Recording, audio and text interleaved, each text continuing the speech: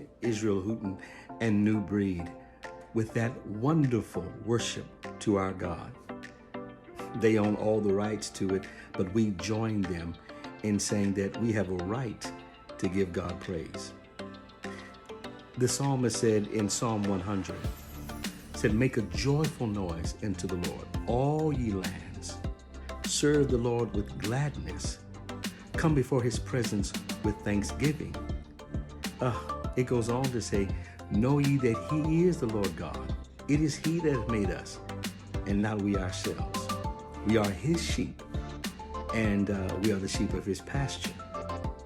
And so we have at least 3 reasons as sheep, as people of God, to give him praise. Why? Because the Lord is good, his mercy is everlasting, and his truth endureth to all generations. So even if you don't feel like giving praise, and we've all been there, we just don't feel like it. But don't let the feelings get in the way of the facts. The fact is, the Lord is good. Now, I didn't say he's always nice. There's a difference between being nice and being good.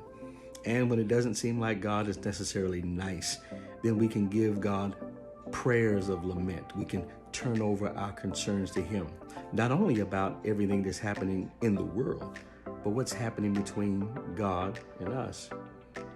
And so he knows all about us. He is the Lord our God.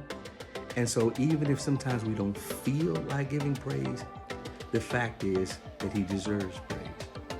And so we praise him, as the psalmist said in Psalm 100, "For the Lord is good." Not always nice, but good. See, nice is one thing. Nice is giving you what you want. But good is giving you what you need. And he gives us what we need. Sometimes we don't like it, but when we look back on it, we were given exactly what we need. That's how he works. That's how he's operating. You and I know that if our greatest need had been money, God would have sent the world an economist. If our greatest need had been laughter, God would have sent us a comedian. If our greatest need hadn't been technology, God would have sent us a technologist. If our greatest need was discoveries, God would have sent us a scientist. And there's nothing wrong with that. We need those things, but our greatest need was forgiveness. So God sent us a Savior. There was enmity between God and us due to what happened with our foreparents, Adam and Eve, who sinned against God. And that sin was in them and was imputed into us. And now we are born in sin and shapen in iniquity. Sinning does not make us sinners. It is because we're sinners that we sin. And the word is, the wages of sin is death, but the gift of God is eternal life. And what we needed was some good salvation. And that's exactly what he gave. For God so loved the world that he gave his only begotten Son, that whosoever believeth in him should not perish, but have everlasting life. Whosoever. Doesn't matter what your pedigree is. Doesn't matter what your reputation is. It doesn't matter what your socioeconomic status is. God can save from the guttermost to the uttermost. And that sounds trite, but it is true. All of us need salvation, and God was good enough to send his perfect Son for our imperfections. And so we praise God, because for the Lord is good, and his mercy is everlasting. Mercy, which is entailed in that goodness. He was so merciful that he decided to give us goodness. And what is mercy? Mercy is not getting what you do deserve. Grace is getting what you don't deserve. And Lord have mercy, we know about that. But mercy is not getting what you do deserve. We deserve hell, but we're getting heaven. We deserve eternal punishment, but we have a chance at peace. Why? Because the Lord is merciful. So every once in a while, you're thinking about what you don't have, what's not going your way. At least concentrate on this. You may not have all you want, and he can't give you what you want here and there, but you have what you need. And so therefore we thank God for his mercy. For the Lord is good. His mercy is inexhaustible, is everlasting. There's just enough, you can't exhaust it. And so therefore we thank him for his mercy. For the Lord is good. His mercy is everlasting. And watch as I close. And his truth endureth to all generations. Truth, capital T. His truth. He's not as a man that he should lie. If he says he's going to take care of you, he's going to take care of you. He has to honor his word. That is his divine character. So when you pray, give God back his word. It's not like it's a reminder, like he forgot, but it's just more of an implication of the relationship that you have. You know, you can sometimes tell your parents, remember you said this, remember you said that. And it's not that they have forgotten what they're going to do, but it's just a wonderful reminder of the kind of relationship that you have, that you can bring it up. And so therefore, we thank God for the truth. And what is the truth? The truth is, for the Lord is good. His mercy is everlasting, and his truth endureth to all generations. His truth, capital T. His truth. He's not a person that he should lie. And so if he says he's going to take care of you, he's going to take care of you. In fact, he made some statements through his word that are all true. He said, I will make you the head and not the tail. I will make you the lender and not the borrower. Said that you can do all things through Christ who strengthens you and I. We found that to be true. And so therefore, brothers and sisters, as I close this brief moment of inspiration, be reminded today that although things may not be perfect in your life, salvation is perfect. And no person who is saved can fall or be plucked out of his hand of salvation. Once saved, always saved. That being said, we're thankful that in our salvific relationship, that even when we fall, it's a fall upward. It is a fall as we go closer and get better in life. We will make mistakes.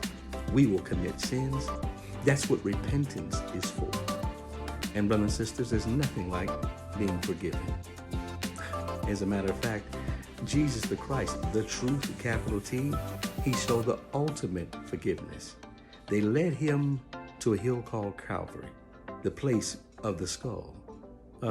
On that hill, sometimes known as Golgotha, he took on what we should have taken on. That's right. He took on the original sin, the Adamic sin. That's right. What we should have been paying for, he paid for.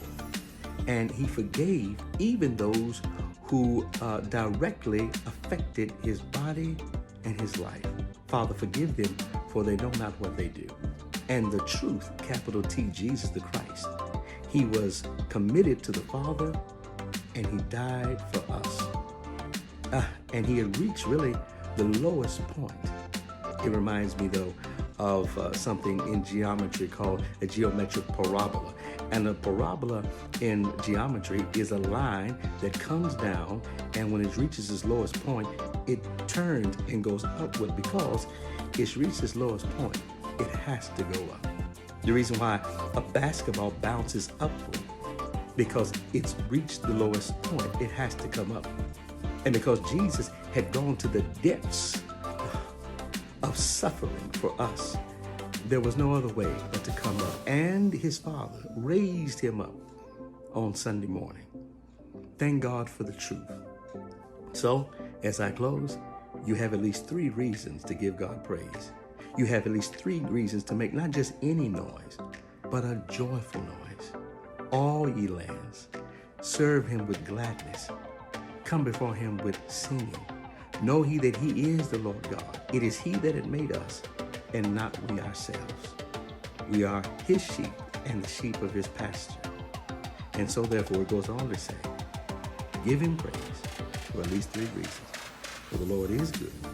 His mercy is everlasting, and his truth endureth to all generations. Make note of that. Look around your life. A pause to think is a cause to think. Think about what you've been through. That's right. And remember the goodness, even in the bad, not the niceness, but the goodness. What he did for you, giving you what you need and not necessarily what you want. For the Lord is good. His mercy is everlasting. And mercy is shown every morning when you're allowed to wake up and see a brand new day. And his truth endureth to all generations. Not only the truth of Jesus Christ, but the truth of his word. He will keep his word. So since he's going to keep his word, keep on praising him. Be blessed. Be inspired. Be encouraged. Take care.